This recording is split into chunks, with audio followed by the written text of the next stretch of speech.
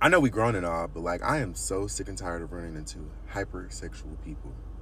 Like if all you can talk about is something sexual or doing something sexual with me, I'm sorry, but we're not gonna work out.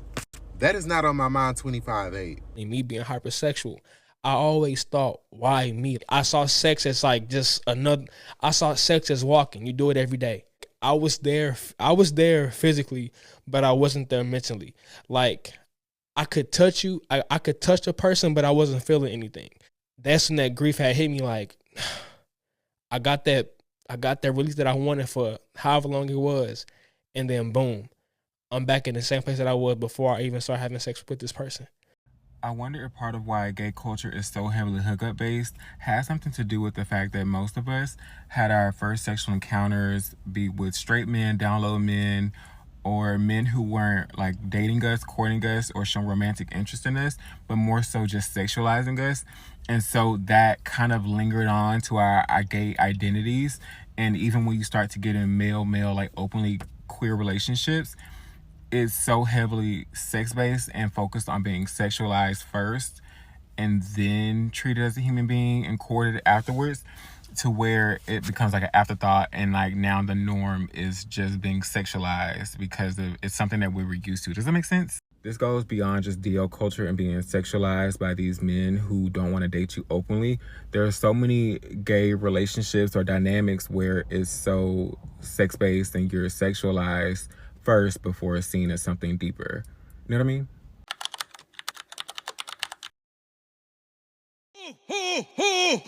Hoes.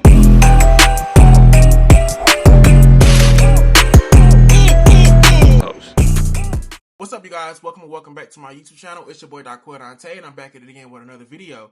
As you guys can see by the title, today we're going to be talking about sex. I know, yes. We're going to be talking about sex today, you guys. Now, before we even get into anything, I do not have pink eye. I just got the shower and soap got on my eye, so that's that. But if you are new here, hey, my name is Dante. I love to come on here and have different conversation with you guys. If you just happen to just scan through my content, you like what you see, make sure you like, comment, subscribe, show us some support. I'm on the way to 10K subscribers and I'm not too far from it. So I would really appreciate it if you really enjoy my content or whatever, and you haven't subscribed yet, make sure you do that. This conversation is not really going to pertain in terms of like actual sex. I kind of want to talk about hypersexuality. And the reason why I want to touch bases on it is because I'm a person who still struggles with it to this day.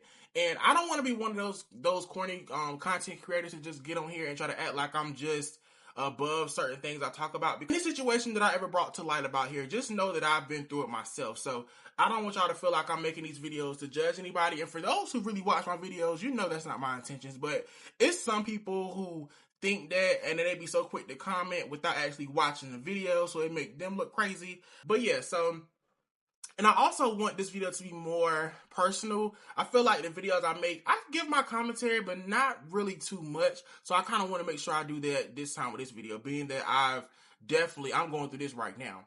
So, for those of you that don't know what hypersexuality is, according to Google, hypersexual is a term used to describe a person who has an inability to control their sexual urges, arousal, behaviors, or impulses. Now, y'all, it is raining right now, so if y'all hear that, please ignore it. But yeah, so that's what hypersexuality is. Now, child, now I'm about to get personal. Okay, so y'all, with my hypersexuality as a gay man, like my hypersexuality, it started in my teenage years, but let's kind of go all the way back a couple years, y'all. So from ages 5 to 10, I was molested 3 times by 3 different people in my family or whatever. So, being touched on at an early age, it can either make you a person where you don't want nobody touching you at all, or you become immune to sex or whatever and you want it a lot. And I fell into the category of a person who wanted sex a lot. And growing up as a kid, even at like 13, 12, like I was already exposed to like, gay corn and stuff. And I don't know, I was just kind of confused as to why I was so young and like so intrigued with sex and wanting to have it and all this stuff or whatever. And for so many years, I was just so confused as to where it was coming from. So I got older, y'all. I want to say I had just turned 18 and I had just came out the closet. Now, even though I had came out the closet, I wasn't fully like out yet, I guess.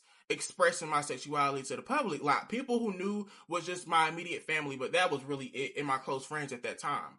So, now I'm older now. Now I'm at a point where I'm 19 now, and I'm just starting to get inside of the gay world or whatever. I didn't know anything about a top or a bottom, like, or whatever. I was just new to the scene. So when I first got into like the whole dating scene, I was getting a couple guys that was hitting me up. And at the time, I wasn't really into like sex appeal or anything like that. I was just showing my face. I would just take a lot of selfies, meet guys like that or whatever. They'll find me attractive. We'll get each other numbers, link up and stuff, and hook up and all that stuff or whatever. But it wasn't until I just started to get older and I just kind of wanted to express my sexuality more. So I was like, you know what? Let me post a picture of me half naked or whatever. So I posted a picture of me half naked, and the amount of responses I got from dudes, from different kinds of guys off that, like just based off me just showing my body off, I was just like, that's crazy. And then, like, it was dudes, y'all, I thought I would never be able to pull. But, like, at that time, y'all gotta understand, I'm young, so I didn't have confidence like that. I was in a space where I was finding myself and I was finding my confidence or whatever. So, once I saw that, like, it was so many dudes, like, reacting to how my body was, mind you, y'all, and then referring back to me not knowing a lot, I didn't even know big butts was praised in the gay community. I didn't know. Well, I mean, of course, people know that, having a nice body is praised, but having a big butt, I didn't know. A lot of guys will react to how my body was, like, why you shaped like a girl? And we're going back to middle school. Let's kind of go back again. So I used to always get bullied in school for how my body is. I can't help how my body look. But girls used to be like, your butt bigger than mine, or they'll always make like little slick jokes, not knowing that they used to hurt my feelings. And what really hurt my feelings, I used to have girlfriends in school, and my girlfriends would say the same thing, but they'll say it in like a joking way. And it came to a point where I couldn't really wear my pants all the way up, so I had to literally like purposely sag my pants and put on a belt and like wrap my belt around my butt so my butt can appear to be, flat or whatever. I used to always look up regimens online to how to get your butt flat. Like, it used to be crazy. But once I saw, like, the dudes actually love that shit, I was like, okay, I'm gonna start showing my body off or whatever. And I started building my confidence. Now that I'm starting to have sex, it's like I'm starting to have a lot of it. And it's to the point where I can't get enough of it. Like, I just kept having sex. Like, if you're a new subscriber and you watch me, whatever, you just started watching me, if you go all the way down to my old content, I used to post a lot of story times. Like, that's all I would do. Like, I would mainly that's how I really built my platform over here, coming on here and giving my story times.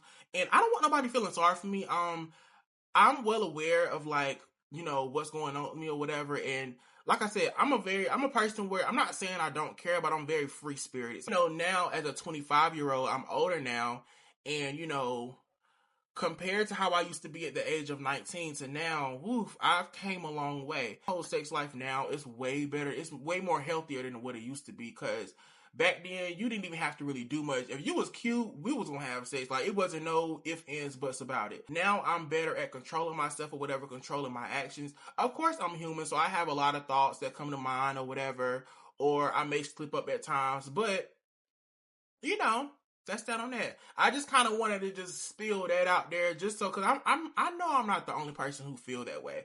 But yes, y'all, that's something that I'm struggling with to this day.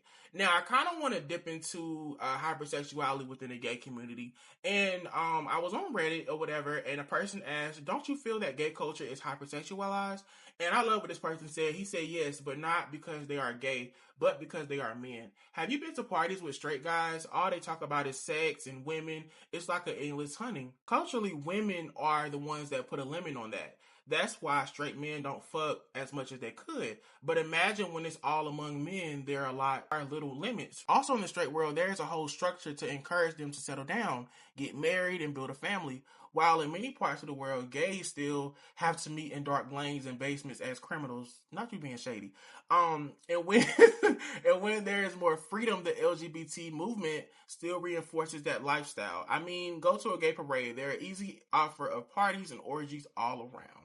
I would have to agree on the men part. I feel like at the end of the day, it don't matter if you're gay, bi, whatever the case may be, you're a dude. So, being into sex or whatever, or loving sex or wanting sex all the time is natural for us.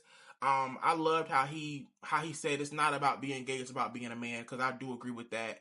And my whole thing is, it's nothing wrong with liking sex, because I love it. You know, I'm not afraid to say that. However, it becomes a problem when you hypersexualize everything, or when you make sex is like a damn personality trait. Like, it's kind of weird. That's when it get weird.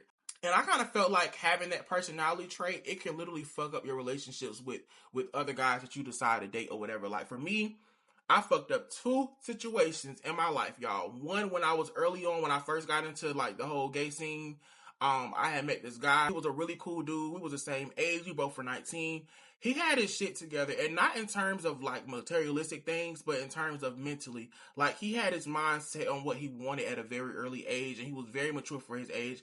And I was at a point where I was kind of showing that too, but at the same time, I felt like, I still wanted to do my own thing on my body and have a lot of sex.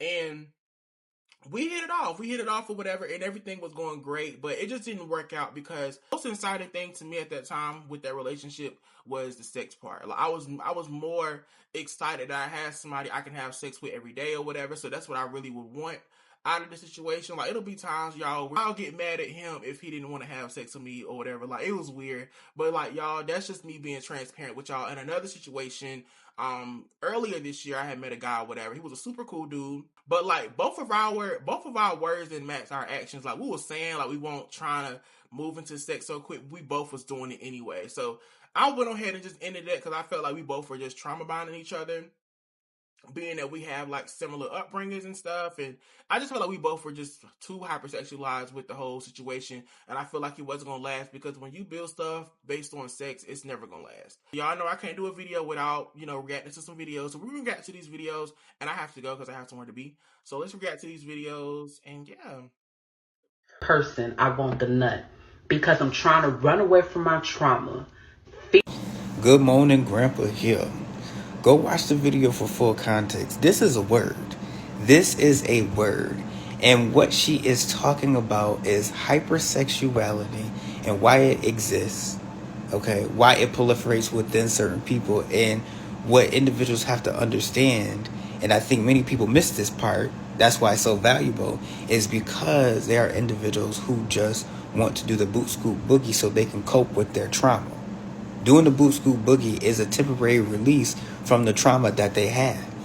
Okay, and she's speaking from the lens of a black heterosexual woman, so I definitely want to make that clarification. However, okay, this definitely proliferates within the gay black community. You know, that question of like, that is so prevalent. It's like, well, why can't we have a lasting relationship within the gay black community? Why is that an issue? And you notice a lot of, gay relationship coaches don't they don't address that. They remain very surface level. There's one down here in Atlanta. I crossed paths with him when I was 25. He was dating a then friend of mine or what have you. I guess he is married now and stuff like that. And he turned me off because somebody had sent me a video of him coaching someone, and the first question that he asked the person, no, it wasn't the first question, let me stop that line, it was the second question, and he was like, well, are you a top or a bottom? That's what he asked the person. I instantly got up on out of there. I didn't even listen to anything else, because I'm like, you playing into the patriarchy. It's a lot of gay black men that are relationship coaches that are playing into the patriarchy, and y'all yet and still keep feeding into them. And it's so crazy because y'all, so many of y'all, not all, get some validation from that, and that's why you keep going. What's that song? You keep going around in circles, going around and around, trying to get a different result, but you're doing the same thing, which is insanity, all at the same time. And all you need to do is put in more time to find more productive ways to deal with your trauma. And that's one thing that I've been doing, y'all. Like I told y'all before, I know I said it about 5 times, but now that I'm older, and now that I'm like finally at a point where I'm taking accountability for my actions, and like trying to learn from them and trying to be a better person and trying to move as a wiser person, like, you literally have to occupy yourself. Like, I occupy myself every day. I have to go to the gym. I have to, go read a book. I have to go spend time with a friend. I have to go spend time with a family member. Like, I have to do things throughout my day just so I can get sex out of my mind, because anything could trigger me. It don't take much. It don't take much. And I'm in therapy. Clock that T. I'm in therapy right now, y'all. And it's been the best. Well, I've only been in it for like 2 weeks. It's been the best 2 weeks of my life or whatever. Like, it's been life changing. And I know I can still walk away from that therapy section and I'll be fine, because that lady had gave me so much advice and wisdom and so much grace too. But yeah. That's the key to having, access to people who's going to be able to give you a lasting relationship within the gay black community. That's what that is. You don't hear nobody saying that, now do you? And y'all keep going to these events and trying to put these people up on a pedestal because they look good. That's what it is, because they look good and their life look good. But you don't know what they got going on the other side. Bless it.